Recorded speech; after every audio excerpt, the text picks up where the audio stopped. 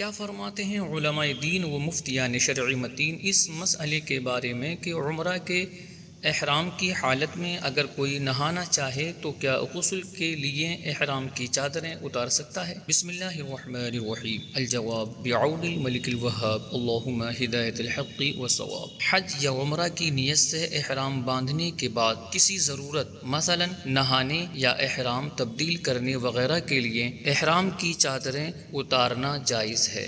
شرعاً اس میں کوئی حرج نہیں، نہ ہی اس سے محرم احرام سے باہر ہو جاتا ہے، بلکہ احرام سے باہر تب ہی ہوگا جب عمرہ کے تمام مناسک ادا کر لینے کے بعد حلق یا تقصیر کروا لے گا۔ البتہ نہانے میں چند باتوں کا لحاظ ضروری ہے۔ احرام کے ممنوعات سے بچے، شیمپو استعمال نہ کرے، میل چھڑائے بغیر نہائے، اس طرح نہائے کہ کوئی بال نہ ٹوٹنے پائے۔ اور یہ بات بھی ذہن نشین کر لیجئے، عام لوگ یہ سمجھتے ہیں کہ شاید احرام کی چادر پہننے کو حالت احرام کہتے ہیں، اسی لیے وہ چادر تبدیل کرنے یا اتارنے پر بھی سوچ میں پڑتے ہیں کہ کہیں احرام نہ کھل جائے۔ یہ غلط فہمی مسائل سے آگاہی نہ ہونے کی بنا پر ہے۔ احرام دراصل ایک حالت کا نام ہے جس کا دار و مدار نیت اور تلبیہ کہنے پر ہے، اور مرد کے لیے بغیر سلا لباس پہننا یا احرام کی چادر باندھنا ان پابندیوں میں سے ایک پابندی ہے۔ صرف چادر کا نام حالت احرام نہیں ہے، لہٰذا نہانے کے لیے احرام کی چادریں اتارنے میں شرعاً کوئی حرج نہیں ہے۔ چنانچہ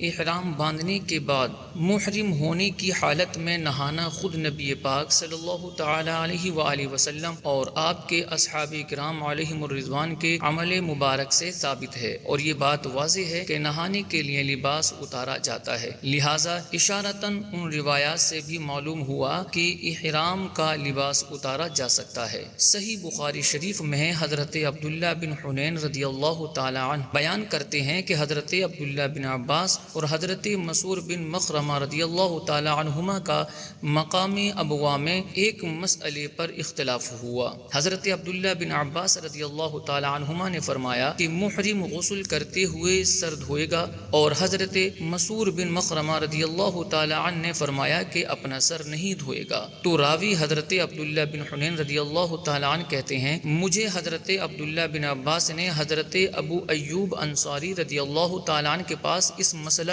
پوچھنے کے لیے بھیجا۔ میں جب ان کی خدمت میں پہنچا تو وہ دو لکڑیوں کے بیچ غسل کر رہے تھے اور انہوں نے ایک کپڑے سے پردہ کر رکھا تھا۔ میں نے پہنچ کر سلام کیا تو انہوں نے استفسار فرمایا، یعنی کہ پوچھا کہ کون ہو؟ میں نے عرض کیا کہ میں عبداللہ بن حنین رضی اللہ تعالی عنہ ہوں۔ آپ رضی اللہ تعالی عنہ کی خدمت میں مجھے عبداللہ بن عباس رضی اللہ تعالی عنہما نے یہ معلوم کرنے کے لیے بھیجا ہے کہ احرام کی حالت میں رسول اللہ صلی اللہ علیہ وآلہ وسلم غسل کرتے ہوئے سر مبارک کس طرح دھوتے تھے۔ یہ سن کر انہوں نے کپڑے پر جس سے پردہ کیا تھا ہاتھ رکھ کر اسے نیچے کیا، یہاں تک کہ آپ کا سر دکھائی دینے لگا۔ پھر جو شخص ان کے بدن پر پانی ڈال رہا تھا اس سے انہوں نے پانی ڈالنے کے لیے کہا، اس نے ان کے سر پر پانی ڈالا۔ پھر انہوں نے اپنے سر کو دونوں ہاتھوں سے ہلایا اور دونوں ہاتھ آگے لے گئے اور پھر پیچھے لائے اور فرمایا، میں نے رسول اللہ صلی اللہ تعالی علیہ وآلہ وسلم کو احرام کی حالت میں اسی طرح کرتے ہوئے دیکھا تھا۔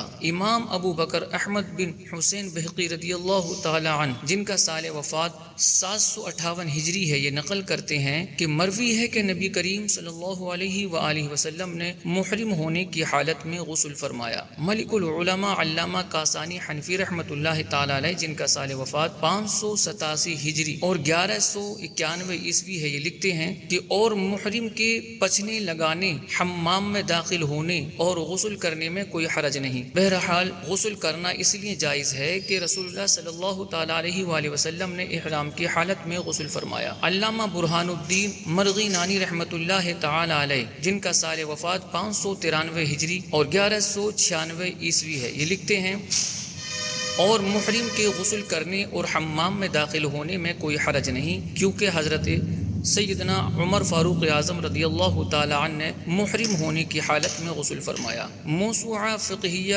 کویتیہ میں ہے کہ محرم کے لیے پانی سے غسل کرنے اور اس میں غوطہ لگانے کے مسئلے میں فقہاء کرام کے درمیان کوئی اختلاف نہیں۔ حالت احرام میں جن امور کی اجازت ہے ان کا بیان کرتے ہوئے صدر الشریعہ مفتی محمد امجد علی اعظمی رحمۃ اللہ تعالی علیہ لکھتے ہیں، بے میل چھڑائے حمام کرنا یعنی پانی میں نہانا، غوطہ لگانا جائز ہے۔ حقیقتاً احرام خاص حالت کا نام ہے، نہ کہ احرام میں باندھی جانے والی چادریں احرام ہیں۔ ہاں مجازاً ان چادروں کو احرام کہا جاتا ہے۔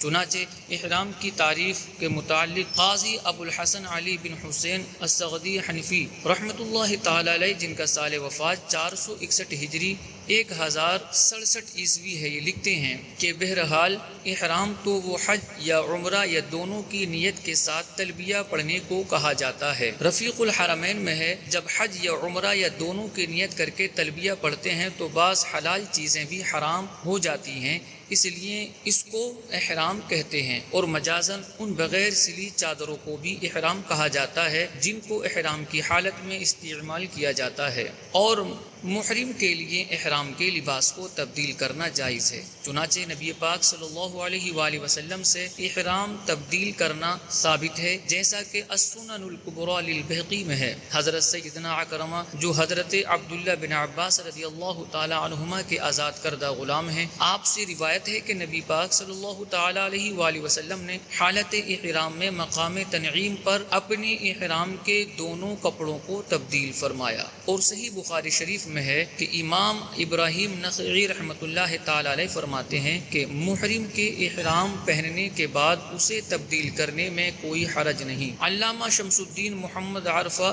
دسوقی رحمۃ اللہ تعالی علیہ حاشیۃ الدسوقی علی الشرح الکبیر میں لکھتے ہیں، اور محرم کے لیے یہ جائز ہے کہ جس لباس میں احرام کی نیت کی تھی اسے تبدیل کر کے کوئی لباس پہن لے، خواہ نیچے کا لباس بدلے یا اوپر کی چادر کو بدلے۔ واللہ اعلم تبارک و تعالی ورسولہ اعلم صلی اللہ علیہ وسلم۔